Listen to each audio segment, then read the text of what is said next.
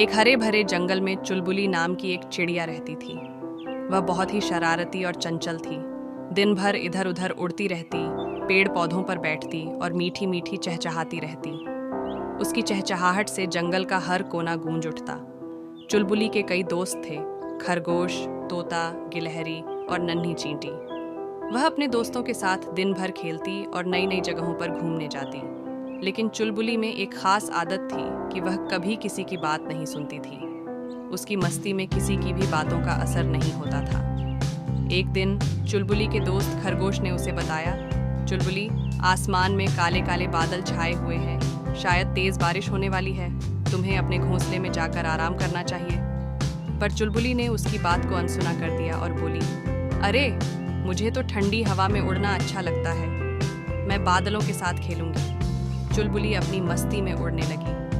कुछ ही देर बाद आसमान में जोर जोर से बिजली चमकने लगी और बहुत तेज बारिश होने लगी। चुलबुली को बहुत ठंड लगने लगी और उसके पंख भी भीग गए। अब उसे उड़ने में मुश्किल हो रही थी। वह डर गई और अपने घोंसले की ओर वापस जाना चाहती थी, लेकिन बारिश के कारण उसे घोंसला दिखाई नहीं दे रहा था। तभी उसके दोस्त तोता ने उसे देख लिया। तोता फुर्ती से उड़ा और चुलबुली को अपने पंखों में छिपा लिया। वह उसे लेकर एक बड़े पेड़ के नीचे ले गया। वहाँ खरगोश, गिलहरी और चींटी भी उसकी चिंता में खड़े थे। सबने मिलकर चुलबुली का ख्याल रखा और उसे बारिश से बचाया। चुलबुली को अपनी गलती का एहसास हुआ।